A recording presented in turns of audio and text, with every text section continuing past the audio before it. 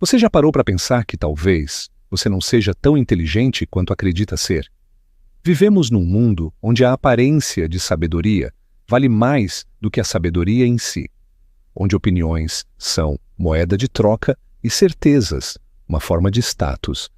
Mas e se tudo isso for uma ilusão? E se a confiança que você tem for, na verdade, um sintoma da sua ignorância? O psicólogo David Dunning nos faz um alerta. Os piores erros são cometidos por quem acredita que nunca erra.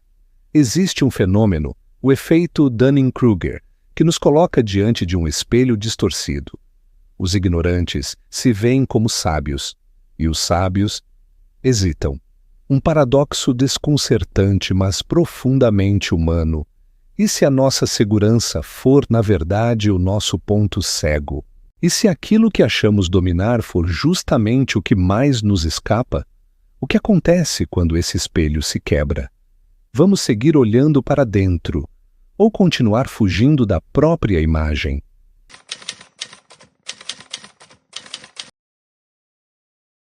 Em 1999, Dunning e Justin Kruger realizaram um experimento simples, mas devastador. Testaram pessoas em lógica, gramática e humor, e depois pediram que avaliassem o próprio desempenho.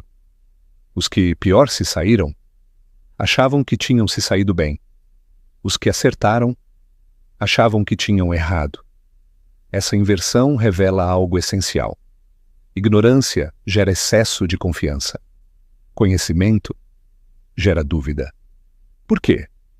Porque quem sabe pouco não sabe o suficiente nem para perceber a própria ignorância. Falta o que chamamos de metacognição, a capacidade de pensar sobre o próprio pensamento. E isso tem implicações reais. Os mais confiantes tomam decisões, lideram conversas, influenciam os outros. Mas será que são os mais preparados? O mundo moderno, com suas redes sociais e culto à opinião, talvez seja o palco ideal para esse efeito florescer. Mas e se o palco for também o tribunal? Quantas decisões erradas já tomamos achando que sabíamos o suficiente? Quantas vezes destruímos laços, reputações ou caminhos baseados em uma certeza que não se sustentava? O que acontece quando o excesso de confiança sai do íntimo e vira estrutura?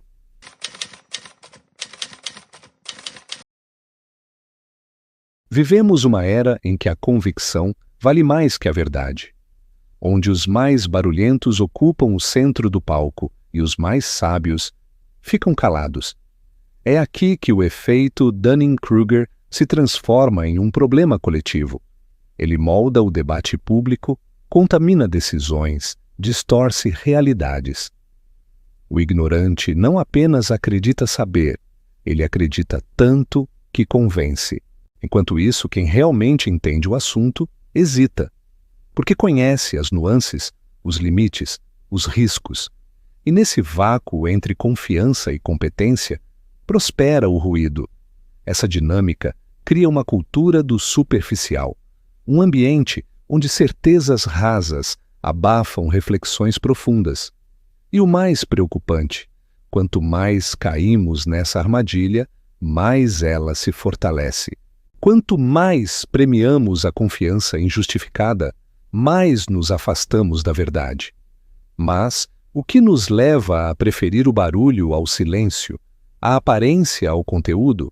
Será que estamos mais interessados em vencer debates do que em compreender o mundo? E se estivermos confundindo voz alta com razão?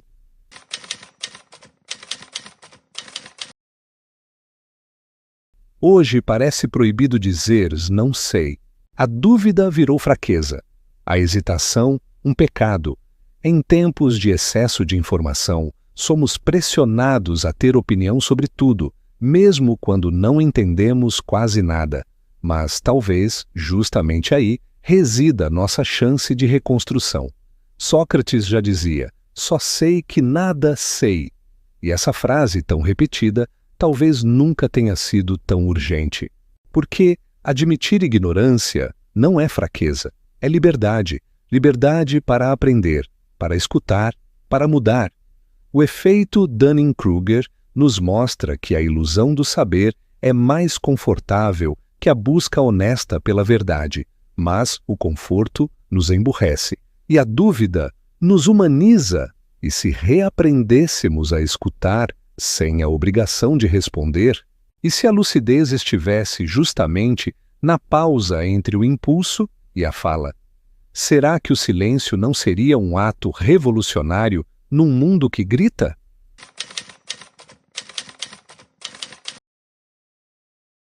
A verdadeira inteligência não grita, ela sussurra, ela duvida, ela hesita. Nietzsche falava da vontade de verdade, essa força quase irracional de encarar a realidade, mesmo quando ela é dura. Daniel Kahneman, por sua vez, mostrou que pensamos rápido demais, com atalhos mentais que nos fazem errar. A saída? Pensar devagar, duvidar, voltar atrás. Ser inteligente, no mundo de hoje, é resistir ao impulso de parecer inteligente. É recusar o espetáculo da opinião imediata e cultivar um pensamento que amadurece no tempo. O efeito Dunning-Kruger não é apenas um erro cognitivo, é uma metáfora da nossa pressa, do nosso medo de não saber e, ao mesmo tempo, do nosso potencial de evoluir. Mas e se o maior gesto de sabedoria for simplesmente não interromper o outro? E se, no fundo, a mente que mais aprende for aquela que mais se expõe ao desconforto? O que perdemos quando fugimos da dúvida?